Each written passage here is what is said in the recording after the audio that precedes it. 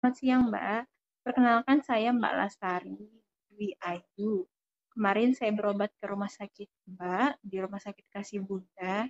Kebetulan hari ini saya ingin meminta penjelasan sedikit dari Mbak farmasinya. Ya, selamat siang Mbak Lestari. Saya Putri Triwijaya dari petugas farmasi Rumah Sakit Kasih Bunda. Ada yang bisa saya bantu, Ibu? Iya Mbak Putri, kemarin kan saya berobat ke sana, Rumah Sakit Kasih Bunda. Saya mengantar anak saya dan suami saya kemarin mengalami diare parah, lumayan.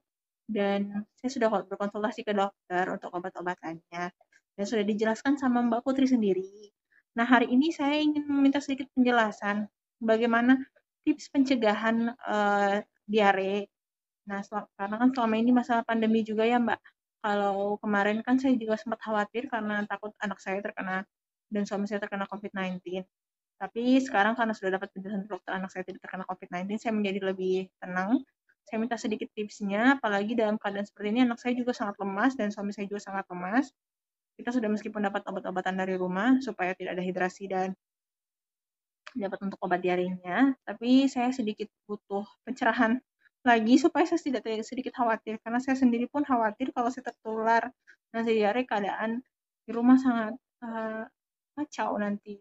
Saya juga kasihan dengan anak dan istri dengan suami saya. Terima kasih ya Mbak Putri.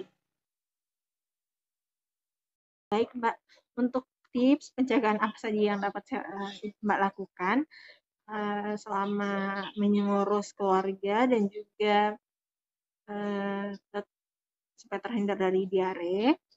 Yang pertama, Mbaknya harus rajin cuci tangan, saya rasa bisa mencuci tangan dengan hand sanitizer. Dan akan lebih baik juga kalau di rumah menggunakan sabun dan air mengalir. Cuci tangan setelah keluar dari atau keluar dari rumah, habis dari luar. Dan yang kedua bisa misalnya habis menyentuh barang-barang, membersihkan rumah atau memasak, tetap harus cuci tangan menggunakan sabun dan air mengalir. Dan juga setelah kontak dengan pasien, yaitu anak ibu dan bapak ya.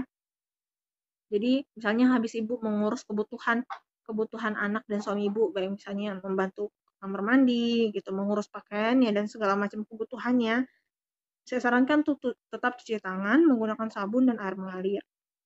Dan yang kedua, ibu makan dan minum makanan dan minum makanan yang telah diolah dan masak dengan baik, dengan bersih, diolah dengan benar. Saya tidak sarankan untuk saat ini ibu tidak makan untuk membeli makanan di luar karena kan kita kurang tahu kebersihan dan kualitas dari makanan yang ada di luar. Jadi saya sarankan untuk saat ini ibu mengolah makan dan minuman ibu sendiri untuk keluarga juga. Jadi supaya mengetahui kualitas dari makanan dan minuman yang akan ibu makan dan minum. Dan yang ketiga, saya sarankan ibu untuk istirahat yang cukup. Istirahat yang cukup juga perlu untuk menjaga kesehatan ibu dan keluarga. Jadi tidak hanya untuk orang yang sakit untuk menjaga pola tidurnya yang teratur, ibu pun juga istirahat yang cukup. Jadi kalau ibu kelelahan, ibu lebih gampang terkena penyakit gitu. Jadi jika kondisi tubuh ibu fit, maka kemungkinan untuk tertular penyakit itu akan lebih kecil. Dan yang terakhir mengkonsumsi multivitamin dan suplemen supaya ibu bisa tetap fit dan beraktivitas seperti biasanya tanpa harus kelelahan. Dan perlu juga untuk ketika misalnya habis membersihkan kotor, misalnya anak ibu diare di pakaian atau di sekitaran rumah, saya sarankan ibu langsung cepat membersihkan sisa-sisanya. Jadi kalau misalnya ibu cepat selesai membersihkan kotorannya atau pakaian yang terkena kotoran, itu tingkat pencegahan penularannya akan lebih rendah gitu. Jadi kalau misalnya ibu menaruh nih misalnya pakaian yang sudah terkena diare, ibu hanya basuh air lalu ibu letakkan di ember tidak langsung dibersihkan, itu bakterinya itu akan lebih gampang menyebar. Jadi misalnya ibu habis letakkan begitu saja nanti terus ibu tidak langsung dibersihkan, ya kondisi kamar mandi yang lembab dan